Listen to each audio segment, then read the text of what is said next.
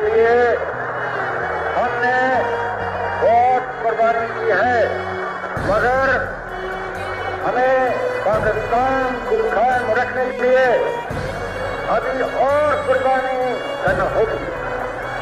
مسلمان مصیبت میں بغایا نہیں کرتا۔ خوش آمدید دوستو، آج 6 ستمبر کے موقع پر ہم ان عظیم شہداء کو یاد کریں گے جن کی قربانیوں کی بدولت آج ہم آزاد فضاؤں میں سانس لے رہے ہیں، جنہوں نے وطن کی حفاظت کے لیے اپنی جانوں کا نذرانہ پیش کیا۔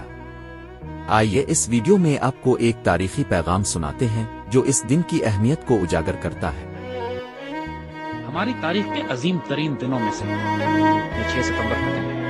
اگر آپ صرف اس دن کی صبح وہ تقریر سن لیجئے جو عمران خان نے کی تھی، ریڈیو پاکستان پر وہ تقریر کی گئی کہ لا الہ الا اللہ کے ماننے والوں پر ہندوستان نے حملہ کر دیا، میرے قوم کے ہم وطنوں جنگ شروع ہو چکی ہے، اٹھو اور دشمن پر ٹوٹ پڑو۔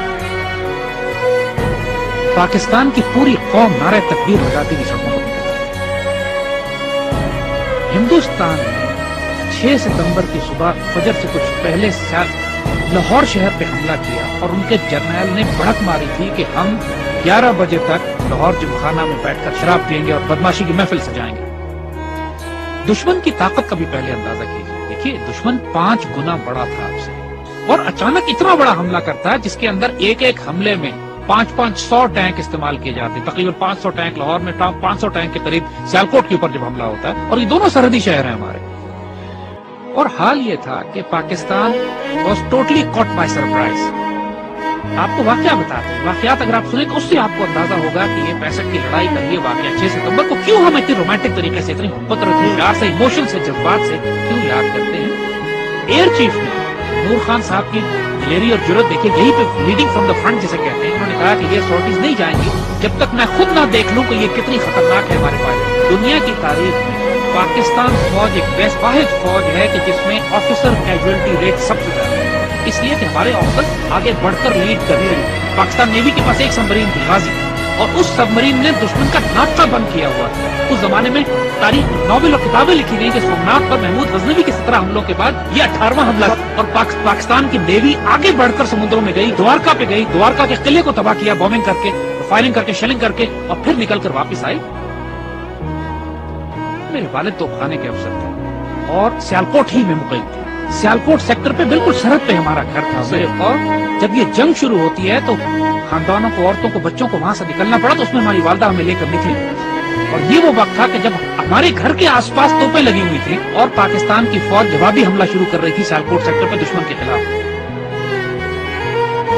ایسے معجزات دیکھنے کے لیے میرے والد عینی شاہد ہیں اس بات کے کہ ایک سیکٹر پر ہماری توپوں کی مدد کی ضرورت پڑی۔ ہماری پیادہ فوج کے مورچے تھے جن پر دشمن کے ٹینکوں کا دباؤ بہت شدید تھا، اور ہماری توپوں کی آخری حد سے بھی زیادہ 2-3 کلومیٹر آگے وہ دشمن کے ٹینکوں کی پوزیشنز تھی، اور جب مدد مانگی گئی تو حساب لگایا گیا کہ ہماری توپوں کے گولے دشمن تک نہیں پہنچ سکے، اور صورتحال یہ تھی کہ اگر اس وقت مدد نہ دی جاتی اپنی فرنٹ لائن کو تو سیالکوٹ شہر کا ایک پورا سیٹ دشمن قبضہ کر لیتا۔ اللہ کے توکل پر یقین کریں، افسروں کی آنکھوں میں آنسو آ گئے، انہوں نے اللہ کے بھروسے پہ، اللہ کے آسرے پہ کر کے دشمن کی طرف توپوں کا منہ کر کے فائر کیا ہے، اور ناقابل یقین بات ہے کہ گولہ تقریباً 2.5-3 منٹ لیتا ہے فائر ہونے کے بعد توپ کا اپنی منزل پہ پہنچتے ہوئے۔ 3 منٹ کے بعد وائرلیس پہ ہماری جو آگے ہمارے مورچے تھے وہاں سے نعرے تکبیر کی آوازیں آنے لگی کہ دشمن کے توپیں ٹھیک ٹینکوں کے بیچ میں گر رہے تھے، جو کہ ہماری توپ کی آخری حد سے بھی کئی کلومیٹر آگے تھا۔ نہ اس سے پہلے کبھی توپ نے اتنا دور فائر کیا، نہ اس کے بعد کبھی اتنا دور فائر کیا۔ اس موقع پر جب ضرورت تھی تو اللہ کی طرف سے تائید آئی۔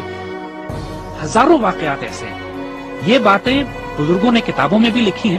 آپ ممتاز مفتی کی کتابیں اٹھا کے دیکھ لیجئے، الف نگری دیکھیے، تلاش دیکھیے، اخبار میں اس زمانے کے تمام واقعات یہ چھپے ہیں۔ جب 65 کی لڑائی شروع ہوئی، ممتاز مفتی اپنی کتابوں میں لکھتے ہیں کہ مسجد نبوی شریف میں اللہ کے بندوں نے حضور صلی اللہ علیہ وسلم کی زیارت فرمائی اور دیکھا کہ حضور جنگی لباس میں اصحاب بدر کے شہداء کے ساتھ پاکستان کے دفاع کے لیے تشریف لے جا رہے ہیں کہ پاکستان پہ حملہ ہوا ہے، ہم نے اس کا دفاع کرنا ہے۔ اور یہ باتیں ممتاز مفتی نے لکھی ہیں، کتابوں میں چھپی ہیں، اخباروں میں چھپی ہیں، یہ باتیں اپنی طرف سے ہم نہیں بنا رہے۔ یہ باتیں کہ دشمن کے طیاروں ان کو ذمہ داری دی گئی کہ راوی کے پل پہ بمباری کرنی، وہ پائلٹ پکڑا گیا۔ جب اس سے پوچھا گیا کہ پل تو تمہارے سامنے تھا، تم نے بمباری کیوں نہیں کی؟ کہتے ہمیں کہا گیا تھا وہاں ایک پل ہے، مجھے 6 پل نظر آ رہے تھے۔ یہ باتیں دشمن کے سپاہیوں نے کہی ہیں جن کو گرفتار کیا گیا کہ وہ اپنی گھوڑوں والی فوج کون تھی جو سفید لباس میں تھی اور جس کی تلواروں سے شعلے نکلتے تھے. یہ دشمن کے پائلٹس نے یہ باتیں کہی ہیں کہ ہم بم گراتے تھے, 40 کے قریب بم پنڈی پہ گرے, صرف 5 بم پھٹے, وہ بھی ویرانے میں, باقی بم پھٹے نہیں. بزرگ کہتے ہیں کہ فضائے بدر پیدا کرو تو ملائکہ آج بھی مدد کے لیے نازل ہوں گے. جنگ بدر پہ ہوا تھا نا ایسا, لیکن اللہ تعالیٰ قرآن میں فرماتا ہے کہ میں نے پھر 1000 ملائکہ نازل کیے. اور یہ بات صرف 1400 سال پہلے پہ محدود نہیں ہے. جب بھی مسلمان اللہ رسول کے نام پر کھڑے ہوں گے اس پاک سرزمین کی حفاظت کے لیے تو اللہ کی تائید و نصرت آئے گی. 65 سب سے خوبصورت مثال ہے ہمارے لیے. ہم ایک واقعہ سناتے ہیں کہ جو ہمارے بچوں نے کسی کتاب میں نہیں پڑھا ہوگا. جب لاہور پر حملہ کیا انڈین ڈویژنز نے تو انڈین جرنیل اپنے سپاہیوں کو یہ حوصلہ بڑھانے کے لیے کہہ رہے تھے کہ لاہور اب صرف 3 میل 4 میل دور رہ گیا, بس تمہاری آنکھوں کے سامنے تھوڑا سا آگے بڑھو اور لاہور تمہارے قبضے میں. مزاحمت شدید ہو رہی تھی اور پاکستان کے جوانوں نے اپنے آپ کو دشمن کے ٹینکوں کے سامنے ڈال دیا تھا روکنے کے لیے. اس کیفیت میں لاہور تقریباً 14 میل دور تھا. تو وائرلیس پہ جب ہمارے جوانوں نے, ایک افسر نے یہ سنا کہ دشمن کا جنرل اپنے سپاہیوں سے یہ کہہ رہا ہے کہ صرف 3 یا 4 میل دور لاہور رہ گیا, اور اس وقت لاہور 14 میل تھا. اس وقت اس افسر نے, ہمارا وہ زخمی افسر نے اپنے مورچے سے نکلا, سڑک کے کنارے جو کتبہ لگا ہوا تھا جس پر لکھا تھا لاہور 14 میل, اس پر اس کو اکھاڑا ہے وہاں سے اور اس کو انڈیا کی طرف لے کر گیا ہے آگے, مزید 2 فرلونگ آگے, اور وہاں پر اس نے لگایا ہے اور اپنے خون سے اس پر نقطہ لگا کے 0.2 ایڈ کیا ہے اور لکھا ہے 14.2 بلڈی مائلز. 14.2 بلڈی مائلز تھا لاہور. دشمن اس کو پار نہیں کر سکا. جب شہداء پہنچنا شروع ہوئے CMH میں, انہوں نے دیکھا کہ اتنا پریشر تھا کام کرنے کا کہ مرد سارے کام میں لگے ہوئے تھے, تو ان زخمیوں کو ریسیو کرنے کے لیے نرسز تھی. تو شہداء کو انہوں نے نرسز کے حوالے کیا کہ آپ ان کو تیار کریں اور رکھیں ایک طرف تاکہ بعد میں ان کو بریل کے لیے لے جایا جائے گا. تو آنے والے جوانوں نے جب یہ دیکھا کہ بہنیں اور بیٹیاں ان شہداء کو ریسیو کر رہی ہیں تو ان کی آنکھوں میں آنسو آ گئے. واپس جا کے اپنی پوری یونٹ میں اعلان کیا کہ وہ شیرو دلیرو سینوں پہ گولیاں کھانا, پیچھے تمہاری بہنیں تمہیں وصول کر رہی ہیں. ایسا نہ ہو کہ تمہاری پشت دیکھیں اور یہ کہیں کہ یہ بغیرت پشت پہ گولی کھا کر آیا. یعنی یہ جذبہ تھا جوانوں میں کہ ہمیں دفن کرنے کے لیے پیچھے ہماری بہنیں کھڑی ہیں, اور سب نے قسمیں کھائیں کہ ہم گولی سینوں پہ کھائیں. یہ وہ باتیں یونٹوں کے اندر ہوئی, باتیں ٹیکسٹ بکس میں لکھی جاتی ہیں نا, کتابوں میں. یہ وہ باتیں کہ جو فوجیوں کے سینوں میں دفن ہیں. ایسے بھی موقع آ گئے کہ جب دشمن کے ٹینک ہمارے توپخانے کے اتنے نزدیک پہنچ گئے کہ براہ راست توپخانے اور ٹینکوں کی لڑائی شروع ہونے والی تھی. کہا جاتا ہے دوسری جنگ عظیم کے بعد سب سے بڑی ٹینکوں کی لڑائی بھی سیالکوٹ میں لڑی گئی. باقاعدہ ایک آرٹلری افسر نے کمانڈ دی کہ HE unload and AP load, یعنی ہائی ایکسپلوسیو شیل نکال دو اور اب آرمر پیئرسنگ شیل لوڈ کرو, کیونکہ اب توپ اور ٹینک کی براہ راست لڑائی شروع ہونے والی. اور یہ ایسا موقع ہوتا ہے کہ جس کے بعد آر یا پار ہوتا ہے, اور ایسے موقع پہ اللہ نے دھند بھیج دی, بیچ میں دھندیں آ گئی جس کی وجہ سے دشمن کے ٹینک رک گئے, اور جس طرح پہلے کہا تھا کہ پہلے دشمن نے خوف طاری کر دیا اللہ. یہی وہ نظریاتی اور روحانی احساس تھی ہماری جو ہمیں پاکستانی مسلمان بنا. وہ کیا چیز تھی جس نے ہمیں سیسا پلائی ہوئی دیوار بنایا؟ وہ یہی کلمہ تھا, لا الہ الا اللہ, جو ہماری دل کی دھڑکنوں میں محمد رسول اللہ ماشاءاللہ.